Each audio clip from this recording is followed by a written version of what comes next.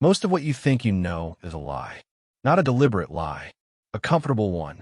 There's a one-page test that breaks the lie in under 5 minutes. The test was invented by a Caltech professor named Richard Feynman. He cracked safes at the Manhattan Project for fun. He played bongos in nightclubs. He won the Nobel Prize in physics in 1965. The rule he ran on himself every Sunday afternoon was this: if you cannot explain it to a 12-year-old, you do not understand it. Write that sentence down. We're going to repeat it 3 more times in this video. It is the closest thing the modern knowledge worker has to a personal lie detector. If you have ever typed the words habits of highly intelligent people into your search bar at 3 in the morning, this episode is the most concrete answer you will find anywhere on the internet.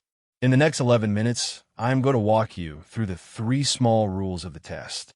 You will run it tonight, at the kitchen table, on the most important thing you are pretending to understand right now.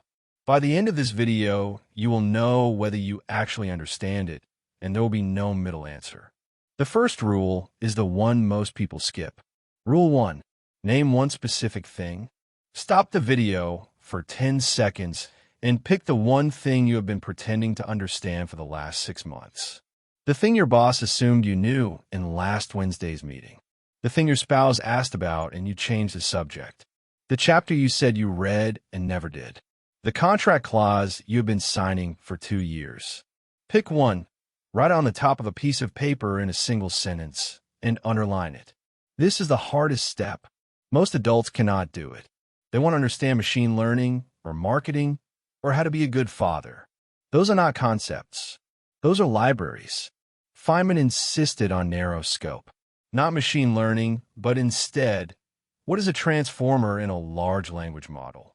Not marketing, but instead, what is the difference between cost per acquisition and customer lifetime value?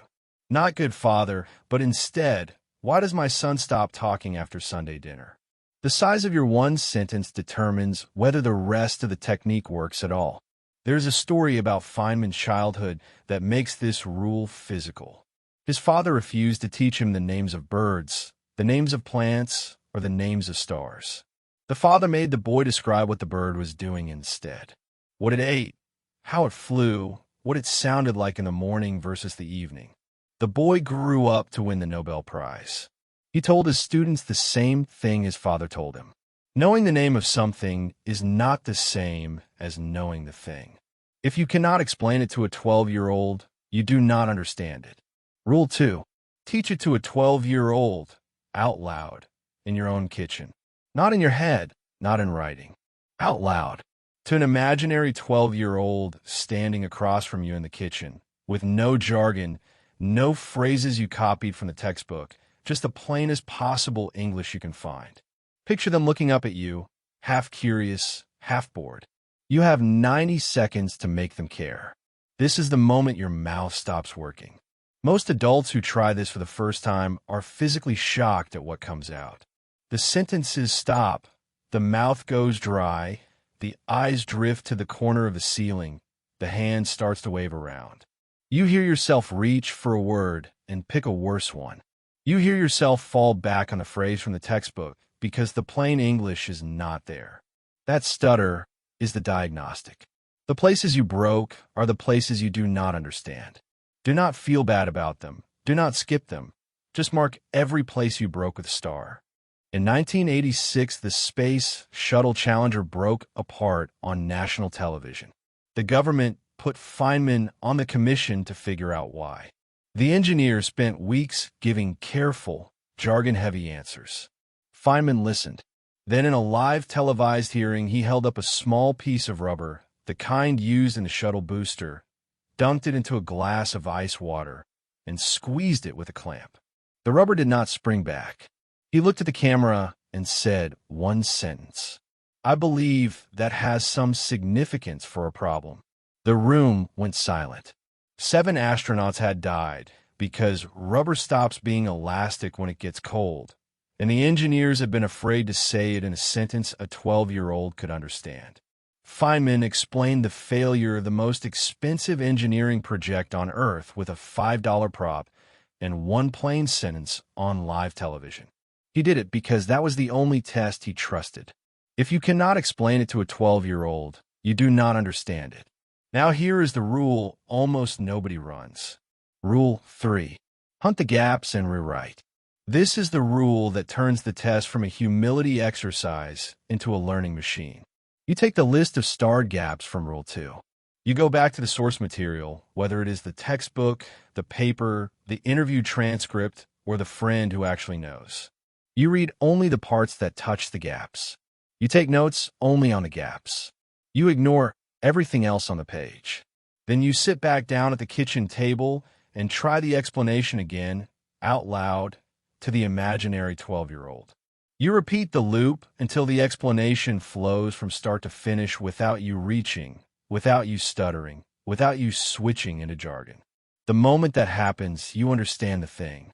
Not when you finish the textbook, not when you pass the quiz, not when your boss nods in a meeting. When the kitchen table explanation flows out of your mouth without a stutter. That is the moment. Here is what this looks like for a real person. A friend of mine is a 30-year-old product manager who has been telling her CEO for 6 months that the company should switch to a vector database for their search feature. She has read 3 articles. She has sat through 2 engineering reviews.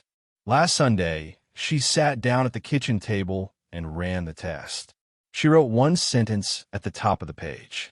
Why does a vector database make our search better than a regular database? She tried to explain it out loud to her imaginary 12-year-old. She got 2 sentences in and her mouth stopped working. She had been pitching her CEO on something she could not actually explain. On Monday morning, she sent the CEO an email asking for a 1-hour briefing with the engineering team. She walked into that meeting with a list of questions instead of a list of answers. That meeting is the difference between a fake career and a real one. That is the whole Feynman technique. Pick one specific thing, teach it to a 12-year-old out loud in your kitchen, then hunt the gaps and rewrite. If you cannot explain it to a 12-year-old, you do not understand it. Here is the question I want you to answer in the comments below. What is one thing you've been pretending to understand at work for the last 6 months? Just one. Write it down in 1 sentence. Read 3 other comments. You will find your own gap in at least one of them. The 4-hour Sunday version you can run this weekend looks like this. Block 4 hours Sunday afternoon. Phone in another room, door closed, 1 notebook on the kitchen table, 1 source document. The source can be the chapter, the paper, the contract, the job description, anything specific. On the first page, write the 1-sentence question. On the second page, transcribe what comes out of your mouth when you try to explain it, and star every stutter. For the next 2 hours, go back to the source and fix only the starred gaps. On the 4th page, try the explanation again. If the second version flows, you have moved 1 specific thing from pretending to knowing. That is the entire output of the 4 hours. 1 specific thing. Do this every Sunday for 10 weeks, and you will have 10 things in your head that nobody around you can fake. If this hit you tonight, leave the channel a quiet subscribe. We are still growing on word of mouth. The next video is about a man who failed the entrance exam to the British Military Academy 3 times. He stuttered. He had a lisp. He weighed less than every other boy in his class. He spent years alone in his bedroom, reading a single English dictionary out loud, page by page, until he could pronounce every word in the language without flinching. By the time he was a grown man, he had become the most famous public speaker in the world. He stood up in front of a defeated country in 1940 and held the line of an entire civilization together with his voice alone. His name is Winston Churchill. The framework he ran during those bedroom years has a name. He calls it the speech rules. It is the cleanest formula I have ever heard for what people type into a search bar when they ask how to speak confidently and clearly. We go deep on it tomorrow. Tomorrow morning. 1 sentence. 1 12-year-old. If you cannot explain it to the kid, you do not understand it. That is the only thing you need to remember from this video. Sharper thinking. 1 model at a time.